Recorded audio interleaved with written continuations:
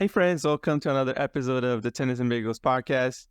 This is me, Andre, and I'm here with Vansh today. And it's been a while. So last time that we did an episode was post-US Open. And a few things have happened since. Like we had like two 1,000 level tournaments, like one on the women, one on the men's, a couple of 500s as well, lots of 250s. Lots of things happening in the tours right now. Some changes. The finals are approaching. Then actually, we also have the WTA Elite Trophy, which is coming for the first time since 2019, and players are qualified for it already. I'm not sure if the race is already finished for this one. Unfortunately, I couldn't really find any information on that on the WTA site, at least not very easily. So if there's something that they want me to find, it's hard. So if it's there, make it easier for me to find, please. But yeah, like WTA finals are coming up, ATP finals are coming up, and yeah, and I think there was actually another 1,000 tournaments on the WTA side and one on the men's side, and then yeah, season's gonna go long as usual. But yeah, how do you, Vash? Yeah, basically to summarize everything you said, is just a lot of tennis. So basically all just jam packed within. And there's a lot more still. A lot more still to come, yes. Yep. You got at least 500 still on the ATP. Then you got a whole week of 250s after Paris, which is the week after Basel and Vienna. And then you got, the year-end finals. And then obviously then you have like the Davis Cup. We call that the extra stuff, the Davis Cup afterwards. And then not to say obviously winning for your country and all that is really big, but in terms of ranking points and stake in terms of like, rankings, race, or individual team tennis, individual competition as opposed to team tennis is done by the 19th. And then you still have, the next gen finals. So good promo for people 21 and under, and a good way to see new faces if you're catching them for the first time. But basically it doesn't stop until December 2nd on the main tour release. We've got challenges all over the place as well.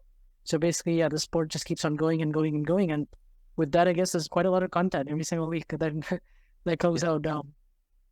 But yeah, I mean, right now the Asian swing, like we're almost through with it. We finished Beijing, and we right away moved to Shanghai for the men, because tournaments before or after the Davis Cup, like the women kept going. After the US Open, they had San Diego 500, and then a week of Guadalajara. But for the men, we wanted to accommodate the 12-day Shanghai Masters for the first time, which is a men's only competition. So that's the first time we've actually had a 12-day event ever that's men's only, because we've had the combined ones obviously with Madrid and Rome earlier this year, so we kind of got a flavor for what that's like. But when it's just men, it definitely goes on a lot longer, and it feels even longer than 12 days, because by the time you get to the latter rounds, you're splitting it by top half, bottom half, and so you end up having some days where some people get more than 1 day of rest, and if you lose early, there's not really a whole lot of tournaments you can go and play, unless you're entered in a challenger beforehand and you're qualified based on your ranking. So there's some of those things that come out of the tournament. They can make some more money with it being over 2 weekends. There's all of that. We don't need to go into massive detail about that, but basically we finished Shanghai, and then now this week we've got, Tokyo, and then a couple of 250s. And then for the women, they also have, I believe, 3 250s as well. So like 6 events coming up. But then the week after is where, we start getting down to the nitty gritty, which is Basel, Vienna for the men, and then WTA Elite Trophy, which, to be honest, yeah, it's always very forgetful. I'm not surprised that, the qualification stuff is a little confusing. Like it's basically 9 through 19 and then 1 wild card. Yeah. And I think I assumed before this week that wild card was probably going to be Xinwen, because it's held in China. Xinwen is a big deal, a big star, as we'll get to later on in the show. But now she's in the top 20, and I think she's pretty much qualified now. Yeah. The only issue, Andre, with the year-end thing for me, the WTA Elite for me, is that some people are going to go in the year-end finals in Cancun and try to be an alternate. So like Sakari, I don't know how interested she'll be in playing the WTA Elite Trophy, because that's in China, and then she'd rather travel to Cancun, and play that tournament, and just wait, because Muchova hasn't been playing since the US Open. I don't know what her health status, injury status is. It's very likely that Sakari gets in as an alternate just based on that alone, or at least gets to play 1 or 2 matches and then has a shot at getting out of the groups. Yeah. With her winning Guadalajara, because she just climbed up a lot. And then all the other girls as well, like Kvitova, I think has already shut down her season. She's in that 9 through 19 range. Krejcikova is playing the doubles in the year-end finals.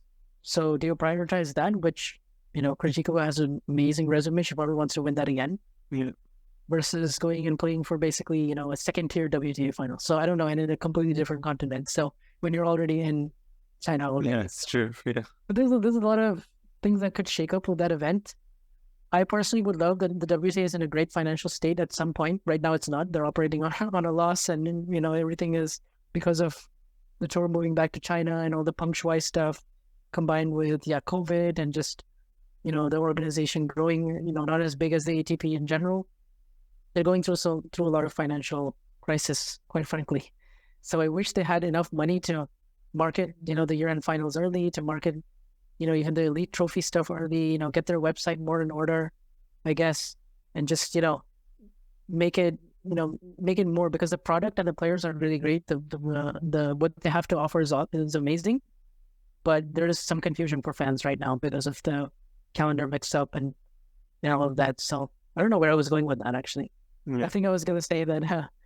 I think you were basically saying that the WTA... I was going to say that instead of that, I wish that they had a next gen. Oh, yeah. Like they do for the men, because I think that'd be an awesome way to promote 21 and under players because there are so many of them on the WTA, from the Fruvertovas to the Noskovas to the, even like the Parks and the, I'm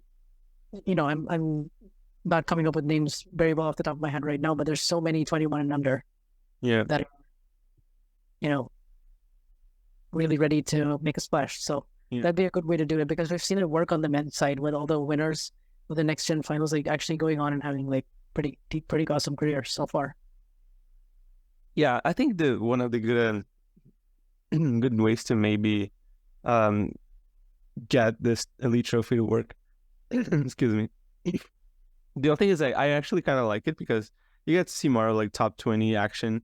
They're good players as well, especially the WTA right now is like extremely. The top 20 is so deep right Exactly. It's very, very deep. Like they're all extremely talented. And a lot of them actually have been even like top 10. So like you'd be basically seeing like the bunch of like former top 10 players just like playing a tournament. Like some of them you would actually kind of like them to make the WTA finals. But maybe to mitigate that, like it could be interesting, like maybe instead of like doing 9 through like 19, I think maybe just go like, I don't know, like 11 and until like 2022 or something like that. So then you have like 2 alternates to the WTA finals. We're probably going to prioritize that anyways. And it kind of, in my opinion, it gives a lot of players still like some motivation to kind of try to crack the top 20 by the end of this season. Not that you have that much of you don't need that much of an excuse to try and get your ranking up. Is always good enough to be there, just like on the lookout for the Australian Open, for example, that you want to be a seeded player. It helps a lot in that regard. But at the same time, I feel like it kind of makes I think in a player's mind, like competitiveness, like it's if they want to be competitive. Now that you mentioned, I think you mentioned as well the Davis Cup as well. If they want to play things like that, like they play the Union Cup and the Davis Cup, I'm assuming that's something that actually goes for points and prize money like that is something that would make them even more motivated to play. So I think the WTA Elite Trophy, I think it's a good idea. Maybe it's on poor execution grounds as well, but like listen, a lot of things are so rough right now for WTA anyway. So like, I guess like if they can at least like get those things going, like this tournament will be played. I hope it'll be successful and that most of those players will end up playing. We'll see how it shakes out because it hasn't happened in 3 years, and I wonder how motivated these players, like especially like because like I just don't know the status of a lot of them. Like even Bencic, for example, like hasn't been playing forever. She's also in that group, and then like Kvidova's already shut down her season. He's like, I don't know if she'll want to go as an alternate or not. So they'll have some decisions to make, let's say. But you do get quite a lot of points. I think the winner of that gets more than you would for a 500. And some of these 500s, like if you win a 500 nowadays on the WTA, I consider that a pretty big deal. Like I would take you very seriously because winning in terms of like winning big titles and winning majors even, because 500s are like, all top 30 players basically now. Yeah. It's like, I mean, starting next year, you're basically going to be only allowed to play 2 250s, and then one of them has to be in your home country. Yeah. And the other thing is like, Yeah, and the other thing is that well, since you mentioned that like the WTA's depth is so huge that like if we even winning a 500, it's almost like winning a 1000 at this point. So like because the Yeah. players that are playing there are normally There's so not that good, much so big. difference between winning Yeah, a 1000 and a major anymore if they keep doing the 12-day format. The only difference is majors, 128 player draw. This one, 96. I mean, obviously you have the prestige and the ranking points and all of that more at majors, but in terms of like your day-to-day routine, in terms of like your yeah, preparation and everything, like you still got to win mostly. If you're unseeded, you got to win 7 matches to win a 1000 now over 12 days. yeah, Whereas then if you're seeded, like if you're a Swiatek, you still have to win 6. yeah, So it's quite tough to win these, and that's why we're still seeing like new champions every time. But I feel like it's good because it's a group of like 8-9 really good players. Like this WTA field for Cancun, love it, awesome. yeah. Like all these players are deserving of like if I were to read you this top 8, this would be a thorough like, yeah, these were the 8 players this year. Like no fans or buts. I don't know who I would trade for any of them. I don't think I would trade any because they're all just, they've achieved so much. Like 7 or 8 of them have been in a major final. The rest have all won at least one big title. All of them. Even Pegula has won a big title, and 2 of them really. 2 of them, yeah. Yeah. I mean, this year, like one this season, yeah. Yeah, so I think the field, like I'm really excited about Cancun, I will just say, because I think the way the groups are gonna shake up, like it's gonna be great no matter what. Yeah. Can't really go wrong with it. Yeah. And we obviously like a player that is going to be missing out in Cancun, at least for now. It's we mentioned her before, Sakari. Just she won her 2nd title of her career, first since like 2019, I think. Yes, it's 2019 Rabat, so it's been 4.5 years. And it was a jump as well, because it was a 250 that she won, and now she just won her first big title of her career in Guadalajara. Yeah, it was a long time coming because she'd been in, obviously everyone knows about her semifinal and final woes. Yeah. But so consistent, always getting herself in those spots. Yeah. Especially tournaments outside of the majors like Weekend and Big on tour. And like she knows that, she knows all the chatter about it. She even mentioned it after she won that, basically this is, I've heard all this stuff, and she knows what's being written and all that said about her, kind of like the Coco Gauff approach, I guess, after Exactly. the US Open. But aside from that, like I was very happy for her because, she had to go through Garcia in the semis, which could have been tricky, but it ended up being pretty straightforward. And then she was up against a finalist that was very unexpected in Caroline Dolehide, outside of the top 100, and just had a really good week. The field wasn't as strong, you can say that, sure, but she was still a heavy favorite. And the issue has never really been about like, because I know that she can turn up and beat a top 10 player on any given day. She has a pretty good record against top 10 players.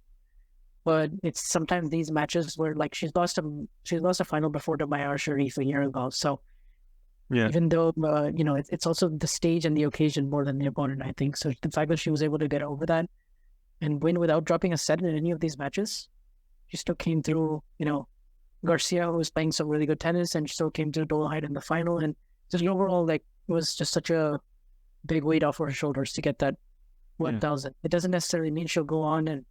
It was a little bit kind of like Rublev winning Monte Carlo. Like it was kind of a long time coming. Yeah. Like, in the sense, like, if things break through again, she'll probably get there again and probably win another title and, keep putting herself in the mix, keep staying in the top 10. Yeah. But, I think that for her that she can go all the way and win one, I think is pretty big because she's also like not the youngest player anymore. She's 28.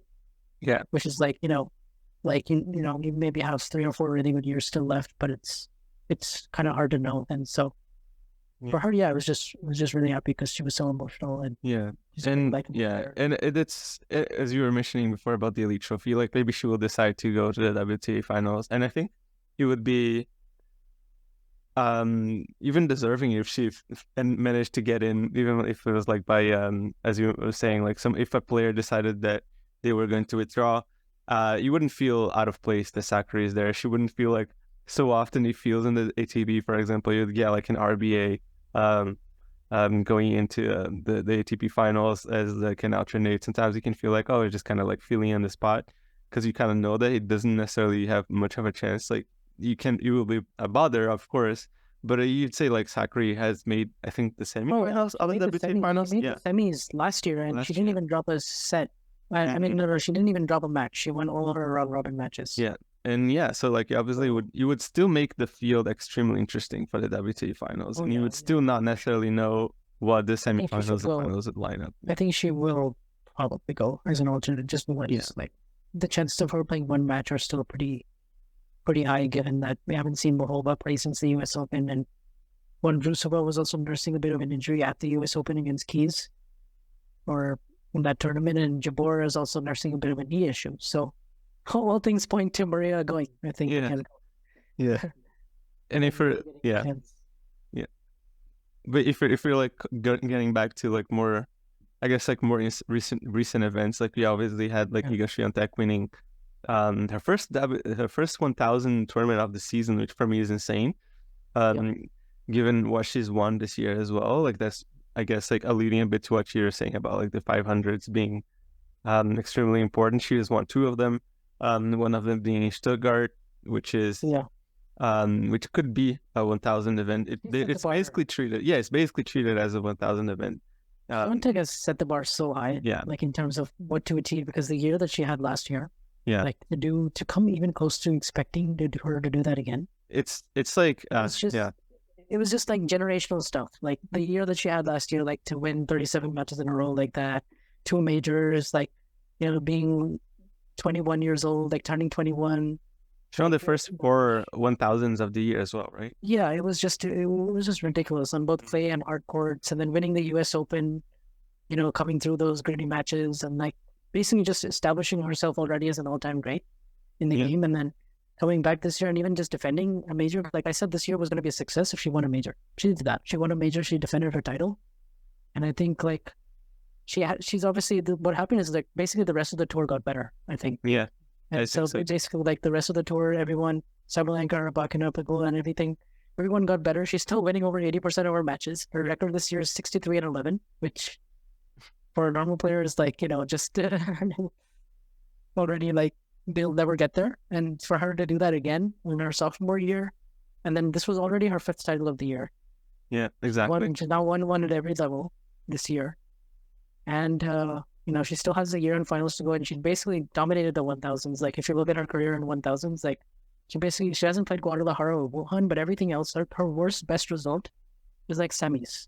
Semis in Canada, semis in Toronto this year. So, like, that's her best result right now. And it's like, she's only 22, so it's kind of insane, like everything that she's achieving, and the way that she looked that week in Beijing, particularly the last 3 matches against Garcia and then Goff, who beat her in Cincinnati and was on a 16-match win streak herself. It was kind of like back to their previous 7 matches of like, I can just hit you off the court and kind of play like essentially my brand of tennis, and it's going to work, and I still have the matchup advantage. Goff was a little hurt in the second set, and it was a good effort for her just to get to the semis as well. So she's, you know, I'm not saying it's going to be a one-sided head-to-head completely, but it'll just be interesting to see how that plays out, because I think they'll have some interesting matches, and, you know, I think I would expect Goff to at least win a couple more, and yeah, for sure, it'll be a rivalry for sure, because she's really stepped up her game too, and so it's just like the women's tennis is in great hands. Like Sabalenka is deservingly #1 with the year that she's had. Swiatek now has a chance to get it back, so I'm interested in that, because the field for Cancun is really good, but there's also the year #1 on the line. And she's, I think, 700 points behind. It would be really huge for her to get 2 year #1s in a row. Yeah. And especially after all the talk about her this year, like the field catching up and some of those losses like Rybakina and the Australian Open and Ostapenko at the US Open, some of those bigger hitters, you know, that can still challenge her. But it was very interesting because Samsonova has a very good head-to-head against Rybakina. She's won like 4-0. And Rybakina has a very good head-to-head against Swiatek. I was trying to figure out, like, why does this triangle exist? You know, why is it that Samsonova has a really good head-to-head over Rybakina? That one is the hardest one to explain. Samsonova over Rybakina is the hardest one to... Rybakina over Swiatek makes a lot of sense to me, just because, you know, huge first-strike tennis, huge serve, and just like rush Iga right off the first shot and not really letting it into any kind of rhythm. And, you know, just it makes sense based on the matches I've seen. But then for Swiatek to come out and just roll over Samsonova in the final, I was like, okay, like I can, because what I liked about Iga this week or in Beijing is when she was getting out hit, she wasn't trying to out hit the opposition herself and just fight fire with fire. Yeah. She's relying on her strengths, which she has generational movement. She can cover the court amazingly well. She has incredible speed. She has a great return and an awesome open stance backhand, and a forehand that can do damage when she's ahead in the rally. But if you're trying to out hit your opponent when you're already being out hit, it's not going to work out very well. And she adjusted. She made some really good counters this week. Like her serve, she was hitting it a lot better. She was hitting body serves a lot better. She was adding some new things, coming to the net a little bit more often, adding a bit more variety in her game too, which used to exist before she won Roland Garros in 2020. But then afterwards, when she started becoming this dominant machine and amazing, like just couldn't lose a match, that's when like she started to get very, very methodical in terms of how she plays. And it was just set every single time. And then a few times this year, we didn't see her adjust when she played against really big hitters, and she kind of went about with the same thing. But this week she adjusted. She actually showed me something very different, like that she can win these matches against very different type of players and well in a row, because that match against Garcia was one of the best matches of the year in the quarters. Yeah. And she was down a set and like 3 times 2 points away from the match, and every single time she just came up with the goods and delivered. So yeah, it was just a very good week, and I think what she needed, because first 1,000 since Rome 2022, and it just didn't really feel right, like in all of our minds. She hasn't won a 1,000 yet, and so I mean now she has, and she can even finish the year number 1. And if she doesn't, not a big deal, because it's still a very good year. So yeah, and to be fair, like just the fact that she even has a chance of like claiming the number 1 back, and if she finishes it, just like goes to show like not only it was obviously a successful year, but like to come out after what happened last year to get as many points, even to still be in that position, like she had to still play well, and she kept the number 1 for a while still. I think she lost it only after the US Open. So it's like, because she had such a huge lead at the end of last year. It was going to take something really, really, really special for anyone else to get it back, and Sabalenka kind of did that. So it was great though. Like Sabalenka had a great season. She still had like a few things that she needed to work on, but I'm glad that she was able to come out some of the semifinals as well, that she was not necessarily winning, especially at the Grand Slams. She did lose 2. Wait, did she make the final? Yeah, she did make the final. Those losses were tough. Like the Mahova match where she was up 5-2 in the third, and then the match against Jabeur in the semis, she was also leading. But then I think it was important to win the semi in New York. Yeah, I know, win one again, and then she was back in the final, and then then she keeps Calvin with an excellent version of golf after the first set, who just played the perfect way to beat her, which is use her speed and her defense and extract a lot of errors, which you guys covered really well actually on this podcast. You went in with the final, but I think that I do hope that Sabalenka is able to play a super good tournament like a WTA finals, because it's like one of those sad things happens like that, especially I'd say more often at the WTA side, like when a player goes on to become world number 1 without necessarily winning the title that they're in. It happens with Pliskova. I guess we had like Nara Sapina wasn't winning Grand Slams and things like that. So it's a little bit more common, I guess, because of the dominance of the big 3. We haven't really seen to become number 1, and the ATP has just become tough because of this blockage of the big 3. It kind of happened a bit with Medvedev last year, but it's just good to see that the number 1 player is playing well. So I would say like if Sabalenka is able to do that, it's going to be a great thing, I guess, for the narratives online, to shut down some of the haters as well, but also for her to just, if she is able to finish the year as number 1, to go so many points to go with that number 1 that I don't think people should be like. It's different for Jankovic, like Safina, even Wozniacki and stuff, because she's won the major. Yeah, she won the major before. All the other 3, she won a 1,000, which was Madrid. She won a 500 before the Australian Open.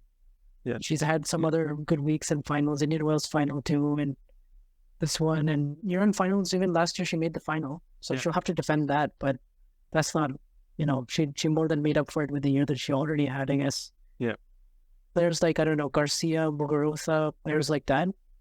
who are a bit more really hard to read on a week-to-week basis. Yeah. That's when like people are like, oh, I think year-end finals is cursed. I don't know if and then you don't see that consistency later on. But I think with this group, Yeah. like they're all just playing so well and they've just sustained it for such a long time that I think like it should carry over to next year. Yeah, it should. To a large extent. Mm-hmm. Especially because like most of Rybakina, Swiatek, and Goff and Coco, like they're all 25 and under. So unless they get injured and unless, some other players like that are not on our radar right now and step up, like I think they'll be sharing a lot of the dominance. Like it's not going to be one person dominating, but it will be, this group of 8 to 10. So yeah, hopefully Rybakina is able to stay healthy as well, like for the part of the he's season. so probably getting viruses and just getting cold, and there was that whole thing with the that performance bias, but she was able to put that behind her and actually have a pretty good week, beat Sabalenka, and then just then lost to Samsonova, but still she got to the semis, and so very good. Yeah, and if we get to this week's tournaments, like the ones that finished this week as well, we had 3 WTA tournaments, and obviously the Shanghai one that we've mentioned. I guess we can like try to say something about the Shanghai tournament right now, since we've been just doing WTA for now. So we had the Shanghai tournament was the 12-day format, as you said. Like, what did you find of this? Well, I mean, the storyline at the end was interesting in the sense that like all these players had done something before at 1,000 levels, so I knew that like for one of them they're going to win their second, and so that was already cool because Dimitrov finally got the win that he was looking for in terms of his year, because like his year has been very consistent. Yeah, but he kept running up against, like, he lost to Zverev 4 times, or he lost to Djokovic twice, he lost to Alcaraz twice very comfortably before this, Medvedev, Stefanos. Like he's ran into like a lot of top 10 players, but like winning 2/3 of his matches every single time. We're winning like 2 matches in every event, and like he just looked like this was his best season since 2017, but he really didn't have that much to show for it in the rankings.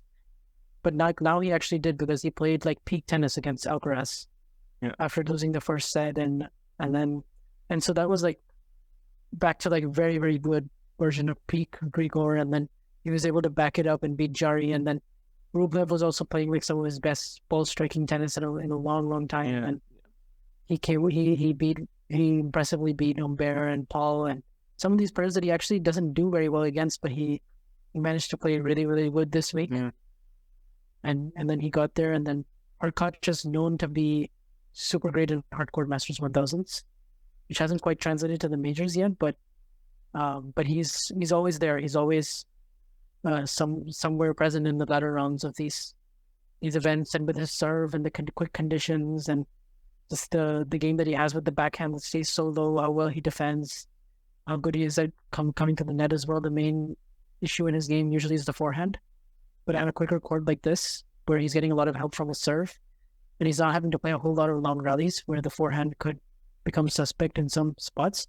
I actually thought he was going after it a lot more and using it as an approach shot, coming to the net a bit more with it, using the forehand to set up his backhand and just win a lot of points on defense. So he was playing really, really well in the tie breaks, which he's played so many of this year. That's kind of been the thing with Hurkacz. Is almost every match feels like the same because he's been playing so many tie breaks. But you just know his serve is so good that he's going to get to the breakers, and he's not going to lose serve very often. And that already, with how good his ground game is, it puts a lot of pressure on guys. And so he was the story of the final was also about his serve, because it could have gone either way with him and Rublev, but every single time he stepped up with his serve, like 21 aces and a bunch of unreturnables and like really big spots. And Rublev will have a couple of regrets, but at the end, I think the final was decent. I mean, maybe not everyone's cup of tea because of the styles of both, but still like a pretty good finish. I mean, Sinner, I was hoping to see him like back it up a little bit more, but he still won a couple of matches, and then Ben Shelton like finally won back-to-back matches outside of the majors, and he played that really good match against Sinner. Corda obviously had an amazing week. Yeah, it was a good rebound. It was a good rebound week for some of the guys whose rankings don't quite reflect, I guess, let's say, the peak level of their game. I think that's a good way to put it, because like Corda, had a very good January, but then he got injured for 3 months and couldn't play with his wrist. And then he showed some flashes in Queens, but he never really got going. He struggled with consistency. He wasn't physically all the way there. And then finally he's put together 3 really good weeks, and he beat Medvedev, which for the second time this year, which is proving to be a very good matchup actually for him in terms of tactics. Each time he's played Daniil so far, and then eventually he lost to Hurkacz. But yeah, now Hurkacz has won 2 Masters 1000s, and now the next step for him is just, how do I translate this into the hardcore Masters? Yeah. He obviously has the Wimbledon semi, and he's now number 11 in the race, so he could also sneak into Turin maybe. Yeah. But Yeah. Kind of it doesn't really change my overall perception of any of these players. Yeah, I do find that, like, I do think that Rublev, he was showing to me like being a bit more patient, like as in like from what I saw, like from most of the highlights, it looked like he was backhand very well.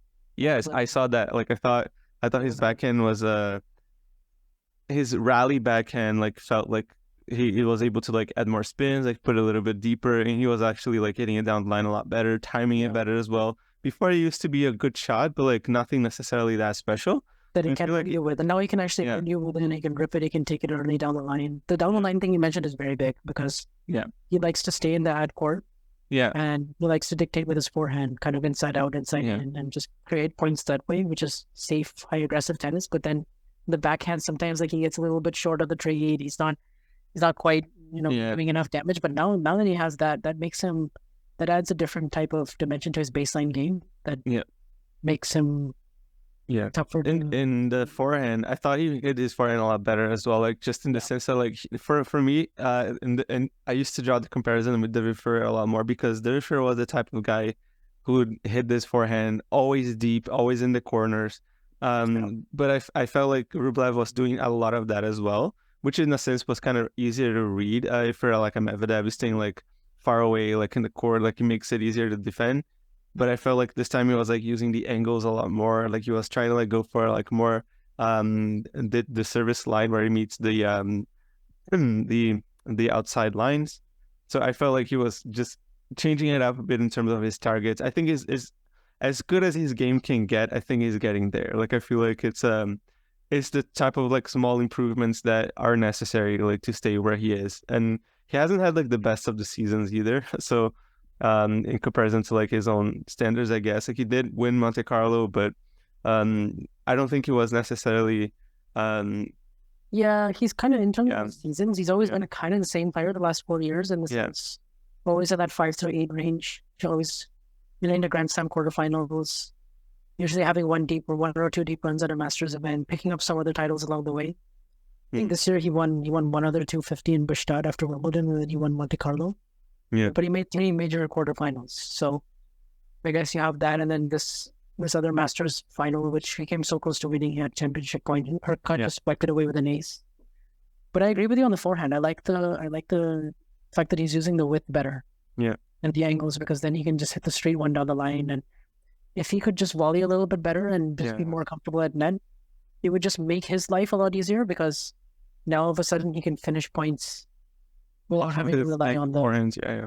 Without having to rely on hitting that same forehand like 5 times. He can hit it twice, just come in, finish easier. He tends to do better in doubles actually, because he's so tough for the guy who's at the net that he can just hit very good passes. He can come up with some good shots, like kind of from the baseline. But then the second serve, I do think he's protected that a little bit better. The backhand, the improved tactics on the backhand helps him protect his second serve a little bit better, I think.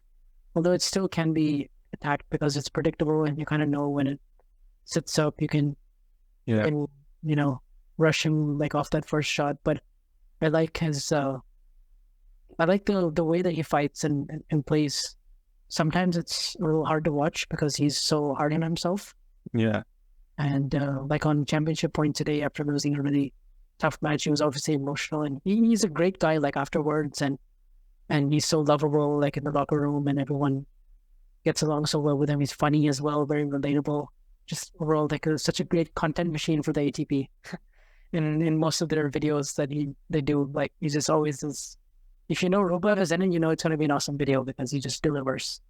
Yeah. with his wholesomeness and his content and his style of speaking English. But during the matches, he's so hard on himself, and he'll hit himself in the leg and the shin with the racket, and it's like you want him to vent out the steam, but not by hurting himself. So that's the thing that sometimes can be tough to watch. But he's Yeah, in a way, I would rather getting better a little bit mentally as well. Like, even the Monte Carlo thing that he won, I think that was big, just like it was for Sakari, like just to win one of those big titles, and yeah. he knows he can do it. So I think in terms of like him hitting himself, I think I would prefer he hits the ground and just breaks. yeah, I Because like before a racket smash, Yeah. because at this point it's like it's Yeah, not. It doesn't change smashing a anything. The only thing that like you're smashing your record anyways, but this way you're hurting yourself. Like you literally could injure yourself so badly that you could. exactly, yeah. And sometimes, like, I was there in San Diego once when he was playing Nori a couple of years ago, and he hit himself so hard on the knee. He had to, there was blood coming out, and he had to like take a bit of a so-called timeout and just get that. It's just like that's just self-harm, and it's just psychological damage. And I prefer he just smash his racket. I wouldn't have a problem with it. Yeah, like I mean, just take the violation, but you get a warning, and you'll have to pay a little bit of a fine. But if it helps you play better, why not? Because he's clearly not somebody who can just bottle it in, because that doesn't seem to work. Like he does usually do a good job of resetting. So just hit the ground, smash your racket next time. Yeah. Not that I'm advocating him to do that. Yeah, no, but like if you're gonna hit your racket somewhere, Yeah. But, if you can't help it. It's good also because he's definitely going to qualify now for the year-end finals, and he's number 5, and he's separated himself a lot from 6 through 10 or 11. I think there's only one spot left, right, for the finals. Well, I mean, like Rublev hasn't locked it in yet, but I assume he will. I think Tsitsipas will probably do. I think Zverev will too. So I think there will at least really one spot. Well, like I mean, it's interesting. Yeah, because it's true. Obviously, the first 4 are in. And then the next out is like Rublev 5, Tsitsipas 6, Zverev 7, Holger Rune 8.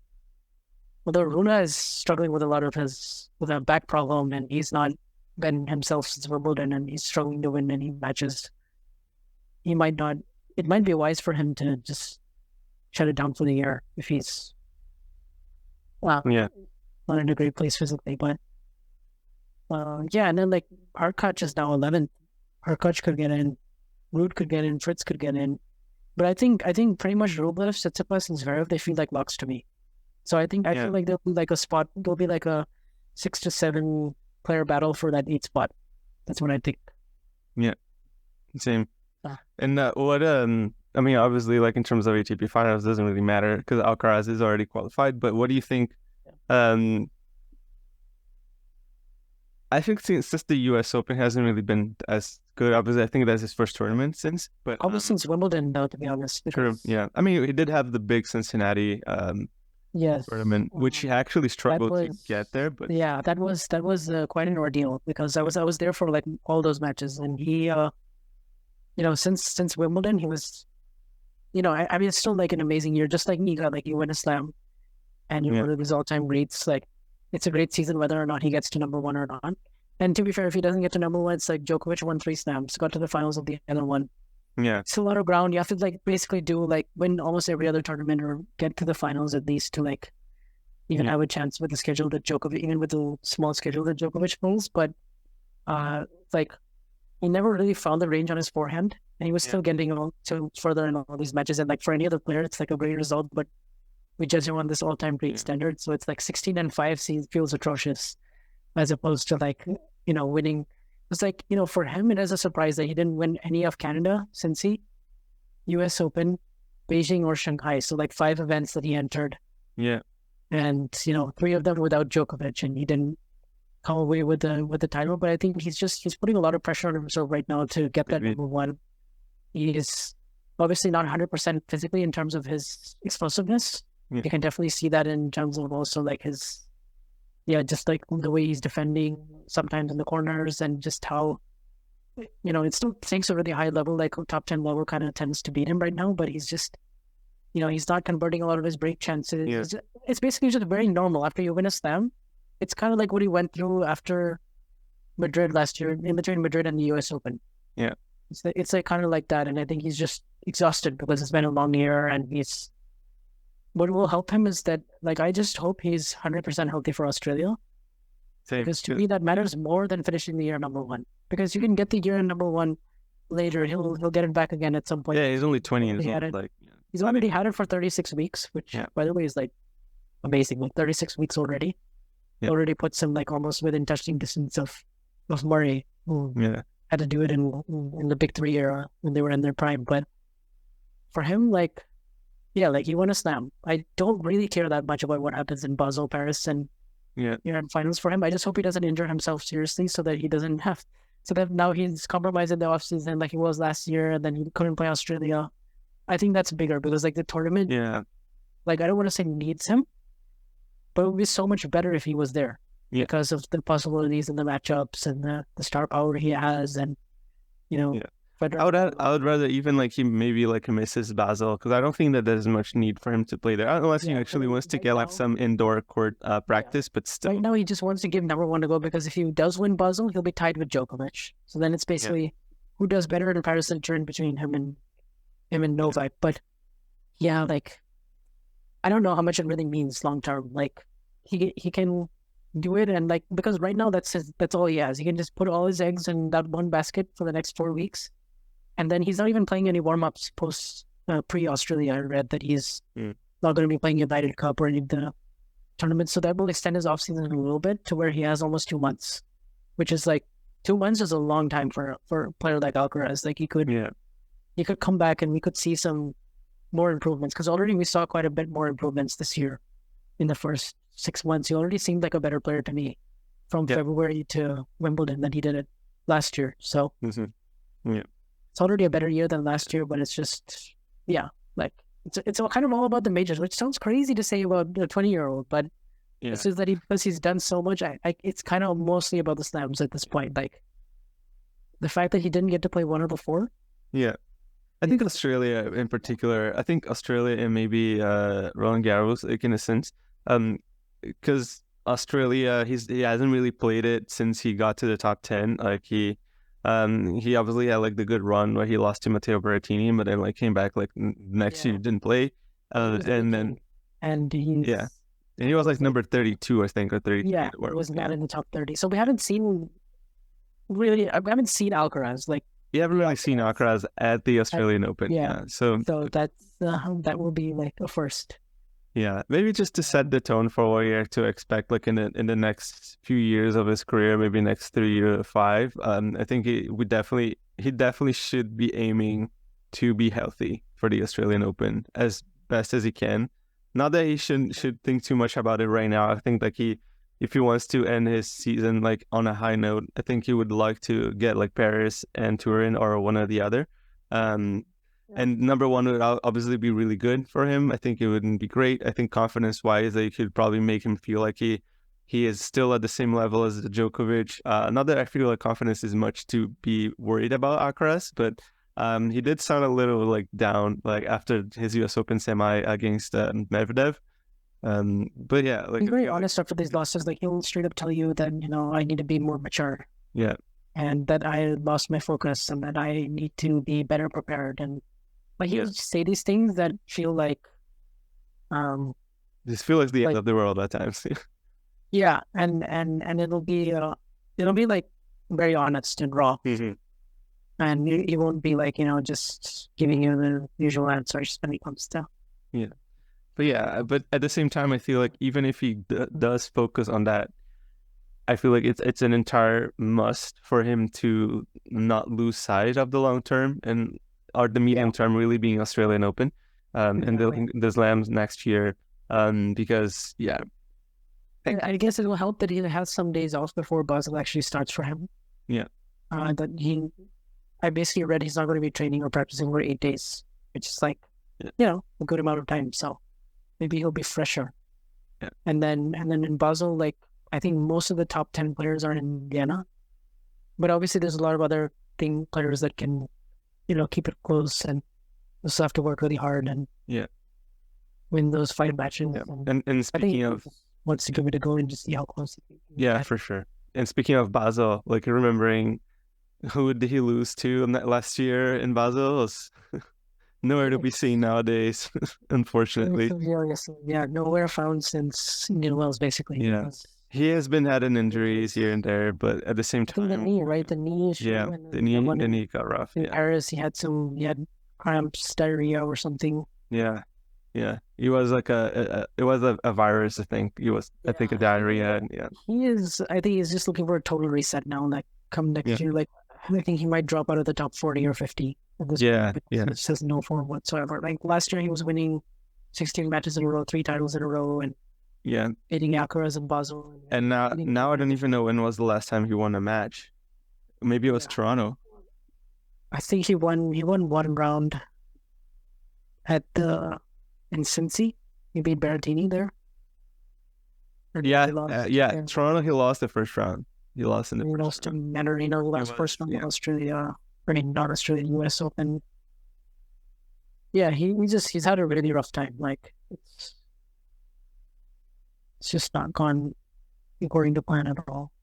Yeah, I mean, I don't even see much wrong. He won a Labour Cup match, but that doesn't really count much. Yeah, he does tend to do well like in group competitions. Like I feel like he kind of needs like I feel like he needs some sort of like motivation, like just energy to go off of. But like it's been tough for him lately. I don't even see much wrong with this game, to be fair. Like I feel like it's just like the execution, maybe the mind is completely off right now. It's one of those games where like you have to be really on, yeah, and play your best, because when things are not working, he doesn't have that many other options right now. Like even the backhand, I feel like the backhand is actually slightly better than what it used to be. But yeah, his last. He wants to be just relying on his serve and his forehand and his athleticism. And yeah, if he can just get back to the basics and just focus on those strengths. Yeah. Because what happens is he tends to become really like mechanical when things are not like going well, and it's kind of doesn't have like he doesn't have great variation on the second serve, so it's kind of predictable, middle of the box. The backhand is so like. It used to be much better. For whatever reason, it's just changed something about his motion. Feels like his arms are a little too stiff sometimes. It's too close to his body, or he shanks it a little bit. I feel like the backhand for me is just like it lacks the drive in it. It is like has too much spin, because like probably as you say, like I feel like I felt the same thing. He just keeps it too close to his body. So like I feel like he needs to like improve on that one. And because of that, he's been running even like the same problem as like a Tsitsipas, or like how Dimitrov ran into Rublev, which is like just like campy on the ad side and like leaving so much space like over there that, like on his forehand side, like a player just kind of like can rip a backhand down the line when he has time, or even just like run around it and just leave this open. But like I feel like needs to, as you said, like he needs to have a full reset. Like he needs something to go on. We'll see if he makes any changes also to his coaching team. Yeah, because maybe the whole Tony Nadal thing is not quite an ideal situation for him, given that he's not 100% always going to be there for Felice at all costs. Like if he's playing Rafa, or if he's, and because he's still part of the academy, and the whole thing's maybe not. Maybe he could be better with a different setup. I don't know, but probably has a lot of thinking and work to do in the offseason. But it's all right, because he can still come back and still have a really good start. He just needs like a fresh clean slate, basically, and then start back totally at the end of the world. Although he's very good indoors, so this part of the season is usually very lucrative for him. And same with February. So because he actually started the year somewhat well. He lost two tournaments in a row to Medvedev, which is kind of understandable. The form that he was on. It was okay until Indian Wells. I remember in Indian Wells he'd won that epic match against Paul, and he played Alcaraz as well. It was a good match. Yeah. And then ever since then he had the knee thing in Miami. That kind of since then he's just been a little bit of a slippery slope for him. But yeah, maybe in Basel he's gonna be able to just like find himself like a bit of form. Like he's gonna have the points to defend, and maybe he's gonna motivate Basel. He's playing Vienna. That's true. Yeah, weird. But I guess this is the same week. It doesn't really matter in terms of like defense of the points. Yeah. But yeah, maybe I would have come back to Basel if I were him. Actually, I don't even think he's playing Vienna. He's playing Tokyo this week. That's true. I think it's true. Yeah, he's playing Tokyo this week. It probably makes sense in terms I of don't actually think he's even on the entry list for Basel. Yeah. It might make some sense for him because he's already in Asia and he's not really. Yeah. He doesn't really not have to adjust much to the time. He's not playing touring anyway, so. Yeah. But So I think he'll play Tokyo this week. We'll see how that goes. But yeah, it's going Tokyo, and I mean that's like the main event because that's where like Fritz and Ruud and Rona and everyone will try to qualify. Yeah, it's gonna be tough, but we'll see. Same with Tsitsipas. Like I feel like a lot of these players are just searching for form. Tsitsipas has been in a rough time as well. Yes, hasn't gone well for him since the start of the U.S. swing, really. And also there's coaching stuff happening and relationship, combine that with the tennis. He's still coming up unstuck against lefties and big servers, and could play Stricker already in the first round of Antwerp this week. What do you think? I mean, honestly, it's just try to qualify for the year-end finals and then just see what else is left of this year. But he has some improvements to make for sure. Yeah. And I think he's been hitting like most of the shots kind of well. I feel like it just his mind is just also the inconsistency with his coaching staff has been so irregular. Like sometimes he has full process and then he doesn't, and then after the U.S. Open he said he's only going to have him for the U.S. swing. Didn't really go great at the U.S. Open, and then now he's back with Dad. Yeah, and the dad dynamic with him and his son. There's always a part of him that's attached to his dad and his. And that coaching philosophy, but as long as he sticks with it now and doesn't keep trying to change and do these things, we'll see if things happen. Yeah, who knows? He only basically had Dad before, like when he did like most of his big runs. So there was just a lot more scrutiny on the relationship when there wasn't coaching allowed. Now that it is, it just feels like this is ready to go. Yeah, he would have used like that other voice who is more qualified as a coach than his dad in terms of the technical improvements and changes he has to make. But the issue is just sometimes he goes so overboard with the coaching and he's constantly yelling at him in Greek and things, and Tsitsipas looks kind of uncomfortable and he's not always very receptive to it. And you can see that kind of stresses out his game a bit more. And it happened last year, the year-end finals. It happened this year against Medvedev and Rome. And these things just keep flaring up, but I feel a little bad for him because it's not always just, people can say on Twitter that, you should just get rid of his dad. You should just fire him, but it's really not that simple. When you have that father-son, like there's a lot going on we don't know. Mm-hmm. So, it's tough, but I mean, the triple process thing wasn't quite jumping in his mind the way he would have hoped. Yeah. And you talked about lefties, and we already talked so much about Tsitsipas here, but a new guy that's coming up. You mentioned lefties as well. Ben Shelton did better this week. I feel like the biggest, and I've read also on Twitter, not to say this is my full, personally, I'm not taking 100% credit for this analysis, but he's been playing with more of a plan. He feels like he has more intention in his shots.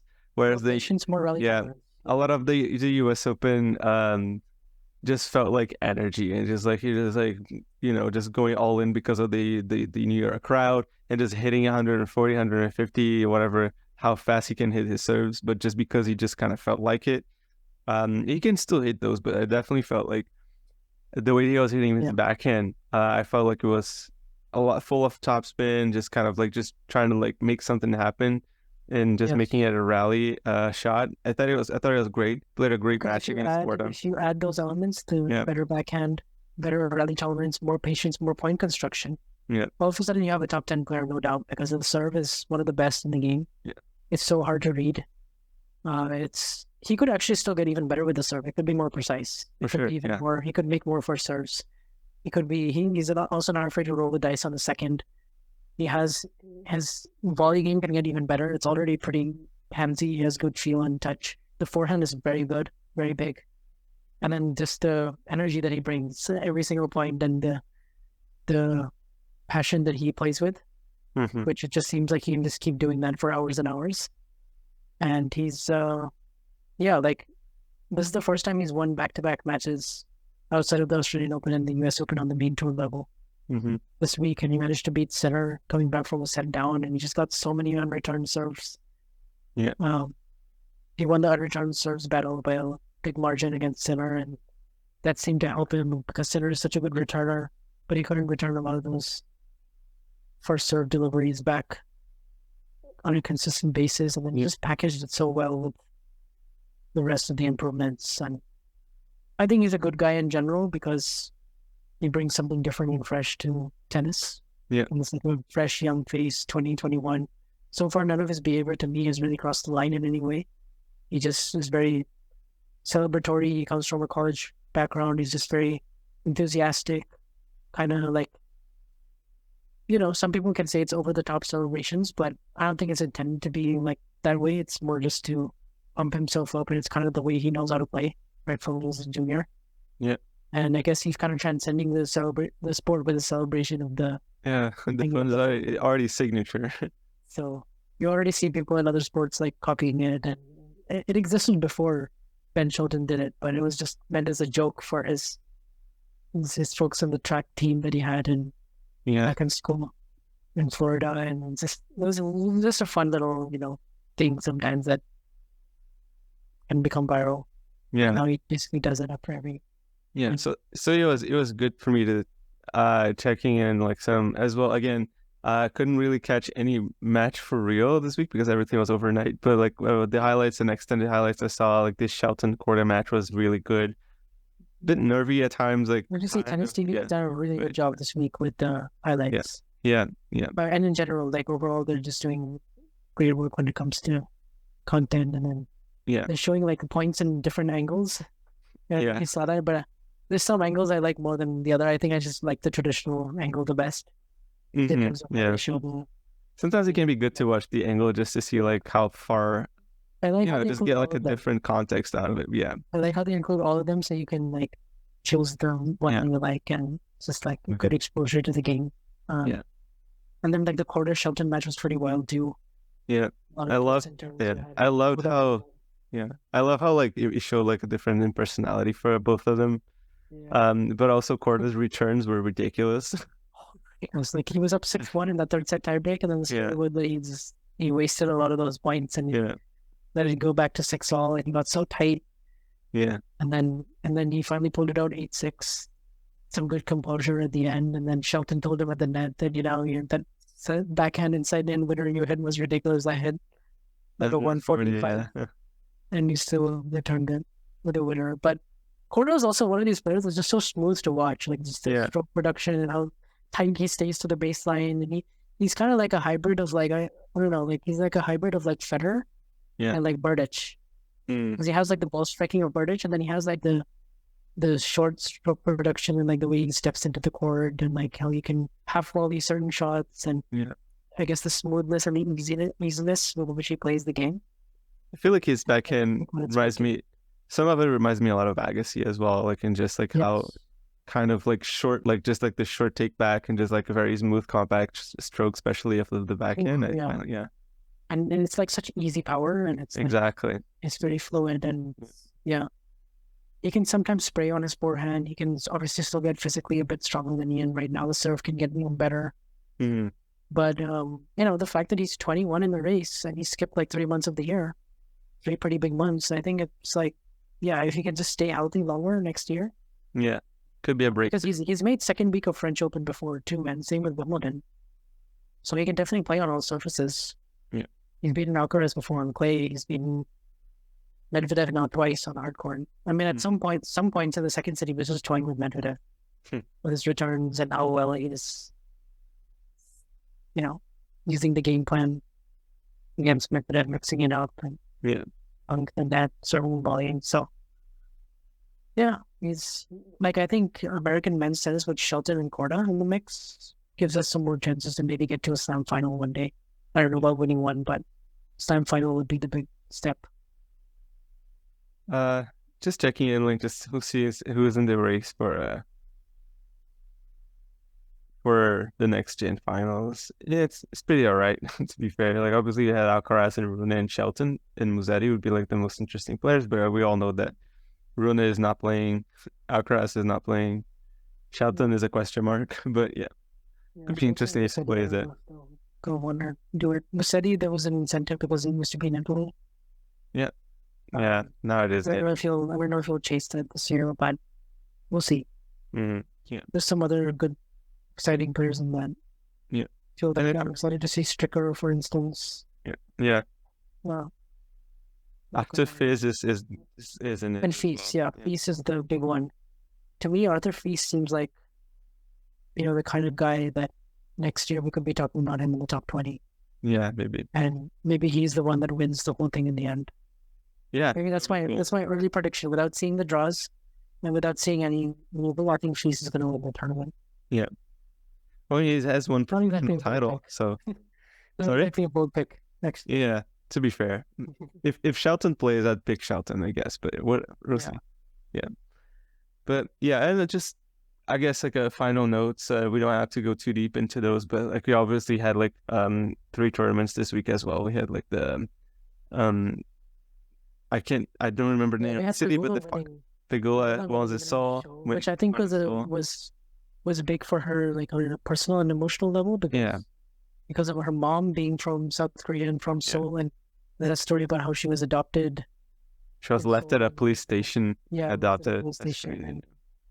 Yeah, it was pretty wild. I mean, that story, and then like 4 years later, winning the title. And I think she pretty much beat everyone she was playing there. Like she was just a heavy favorite in every single match. There was one set that she dropped along the way against Claire Liu, but then she came right back to work and won the next 2 sets, 6-3, 6-0, and then the final was close for about 4 games, and then Pegula went on a stretch where she won like 9 games in a row, and then kind of separated herself, and then second set actually got tighter a bit again, but managed to close it out. It was some good tennis. I definitely felt like if this was a bigger tournament and more better players were playing, Pegula's level was not her best. I feel like she locked in like for a lot of the points, and she showed like a lot of what she's good at, but she made a few errors here and there that like were most likely due to like being nervous and just like actually more towards like the end of sets and then towards the end of the match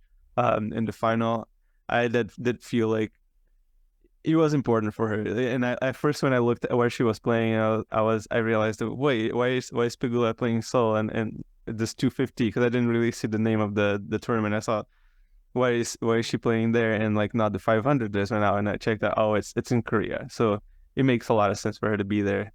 So she's one of those players that just loves to play matches, and just win because she wins so many, she plays so many, and it's like, isn't she at almost 150 right now this year? Yeah, I think this year it's like 128 now if you combine mixed doubles and singles, and she goes deep in all of them, and it's like at some point I wonder if that actually hurts her in singles in the majors. Yeah, maybe, because she takes all 3 super seriously. So like even on her days off, she's playing those matches, and I wonder if like emotionally she has what it takes to like really raise her level, like she would in a 1000 or a 500, where maybe she's not playing that week in doubles or singles, but she's also one of those players that just doesn't like to practice as much and prefers to play matches and get the reps in that way. So she's always giving herself chance to win one major every single time because she has 3 tries and she's just so good in all 3. She hasn't actually won one yet. She's been to a final and won doubles, finals and mixed this year. But that is something I have to start factoring when I look at Pegula and slams, because I've picked her now deep to go reach semis and finals, because I felt like the quarterfinal thing wasn't actually a real mental block like some people were making it out. I thought she was going to get over that hurdle. But then now that I think about the mixed and the doubles, and it just makes me think like, okay, maybe she might get to a point where she hits a wall in some of these tournaments, fourth round quarters. She comes up against someone who's playing really well on the day, like a Madison Keys, and then, maybe just doesn't have that extra step, but like regardless. Yeah. And it's easier to play well in doubles in a way, because like you have your partner, there's like less movement in a sense. Obviously the Grand Slams are like a full set and like the games work just like the singles, but at the same time it's still like there's less movement that goes in, so like physically you can stay fresher, and like there's obviously less matches as well, so it can be a good way to warm up on the off days, and it can be, as long as it's not like occupying a lot of space in your mind, stuff like that. But but it's just not something that the rest of the top 10 have, let's say. Yeah, like she's rare in that regard. I guess Krejcikova, when she gets to the top 10, is similar boat, but like, yeah, like for her, it's probably just good for Cancun, just to get some of those matches, because match wins are match wins regardless. So. Exactly. And we also had Qinwen winning. Man, I'm gonna get the name of the city. Hold on. Like I knew it, but then I forgot. Or she played in Jinzhou. Yeah, that's what Jinzhou. And she won it, and she did like a little karaoke session at the trophy ceremony. That was so cool. I wish other tournaments do that now. That's like, funny. So fun. Yeah. She sang beautifully, by the way, but that was just. I didn't understand what she was saying because it was in Chinese, but yeah, it sounded musical and it sounded in tune. So, but the main thing is like her tennis is very in tune right now, because like to beat Krejcikova from a set down in a 500 final is no easy task, and I guess it was very even match until about 4-all in the third set, and then because like they traded all these breaks, and Krejcikova had a couple of chances to go up 3-1 in the second, and Wen saved it with 2 really big serves, got out of that game, and then broke twice. Krejcikova broke twice, and then 4-all. 15-40 plays a great game to break, and Krejcikova makes a couple of loose errors, and then she served it out of love, and 6-4 in the third. So well done to her. And she also beat Sakura along the way. She beat some other pretty decent players, and it wasn't the most stacked 500 if we compare to the other 11 of this year, but it was still very at level, I feel like. Yeah, at level, especially with the opponents that she had to beat and win. And then it continues her great form from the Asian games as well, which she ended up winning. She's starting to do really well in Asia, which is not easy because she also has a lot of pressure, and she's quite hyped, and rightfully so, because she's a big star in terms of her personality in interviews, and also in where she comes across after matches, and just the game that she has. It's a very big game. Like she plays aggressive front foot tennis, really dominates on the first 2-3 shots of the rally, like pretty complete off of both wings. The serve can still get even better. It's already getting more improved. And then she doesn't have a coach right now because there was that whole I was about to say, I think it's interesting, especially like after the whole. Maybe that's giving her some more drive and motivation, because she was not. Yeah, exactly. I was happy to see that, like she did well in spite of the situation, and instead of like going on a spiral and like playing badly. I think, not to obviously throw shade at like Fissette and her former coach, who like pretty much ditched her to go with Naomi Osaka. I'm not entirely sure. Obviously, like we don't know terms of the contracts. It's obvious, but it didn't look like a friendly. Yeah. And in her mind, I think she felt like she was cheated because she didn't think that, she wanted more of the communication was a bit off. It seemed like probably because like if I was the coach, like I kind of understand it from her perspective, his perspective too, that like if you're like looking for a stable like way to make money, maybe you'll go back to someone who you had a good rapport with for 2 years, who was offering you like probably a much better deal, just in terms of like the star power and the whole this thing. And then I also get it from Shinwen's side, where it's like, I achieved all these things, we were ready for a breakthrough, and then now you're leaving without telling me. So it's I get both sides. No one really knows like what happened. Yeah, exactly. But but in her mind, for her to use that as motivation and fuel, and not let herself down for 5 months and not have great results. And then coming back, that's her biggest title, right? Yes, for sure. That's her biggest title. And at home, so that's it's all the good ingredients for like it is. And she won Palermo after Wimbledon as well. I was looking this up. She was 17-13 on the way to Wimbledon, and I was kind of waiting. Like I was waiting and waiting. I was like, when is Zheng Qinwen gonna win something big? When is she gonna make that splash? Are we slightly overhyping her? Like I was starting to have these questions in my mind, because I just wasn't sure if her game had caught up yet to the level that people were talking about. She lost early in the majors, but then after Wimbledon, she really put it together. Like she won a clay 250 in Palermo, then she reached the quarters of the US Open, and her losses were not bad losses. They were like Sabalenka, Swiatek, Rybakina, and then so she was 17-13 before Wimbledon. Now she's 17-5 after Wimbledon. So huge win percentage gain, 2 titles, and also the Asian games, which I didn't even count. But That's Just good for confidence for sure. Yeah. Maybe she'll win the WTA Elite. Who knows? Yeah. Because it's also held in China, and she seems to really embrace that pressure. And I read that she is the recipient of the wild card. So yeah, it was on and Twitter. now she's already in based on her ranking. She's good enough. Exactly. Yeah. So she would be there probably. I think she would play. There's nothing, and again, like I guess it goes like by with like she has obviously no chance of like making the WTA finals, but so why not do the elite trophy? I think it would be really good motivation for the lower 20s, like the lower top 20s. I think to make it. But we'll see. Good week for Krejcikova too to get to the final, and sometimes you lose matches like this. She ended up winning the 500 in San Diego against Kenin. Yeah, and it was the same kind of situation. 4-all facing break points. There, she was able to get out of that jam and hold and put the pressure on Kenin and break to win the match here. It wasn't quite able to work out for her, but I thought it was played at a pretty high level. The third set, the first couple of sets were very one-way in terms of 6-2, 2-6, or 2-6, 6-2.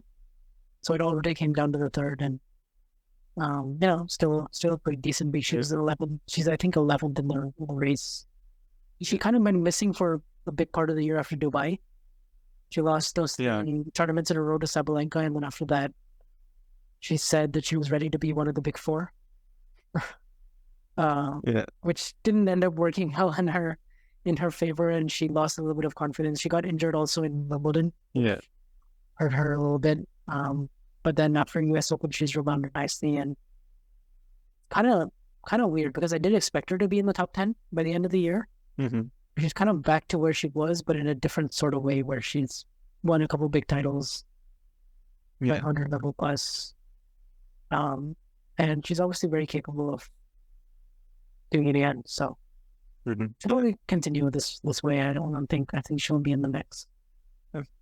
And just one last note, finally as well. Like, I'm Canadian, and I'm happy that Leylah Fernandez won another title, the third of her career. Her season was like up and down, like wasn't the best. Like she is now, she was number 60 last time I checked, but she probably would jumped up a bit. She's in the rankings. I think she's 37 in the race. Yeah. Okay. So she might be doing better now because she almost dropped out of the top 100, I believe, this year. Ranking right now. Let's see. 43 in the rankings. Okay, So 60 to 43 is a good jump, and this was one of the stronger 250s, like to go through Azarenka or beat. Who retired, by the way. Azarenka had to retire. And then also the match against Mira Andreeva was big, coming back from the set down. That was a good one. Against one of your rivals in the near future. That was like kind of a statement win, like I'm still the alpha kind of thing. Yeah. Against one of the best 16-year-olds I've seen in a while. And I think, really good. I think her Fernandez's problem has been her game has just not been at the level that she's wanted it to be. I think her mentality has been really good.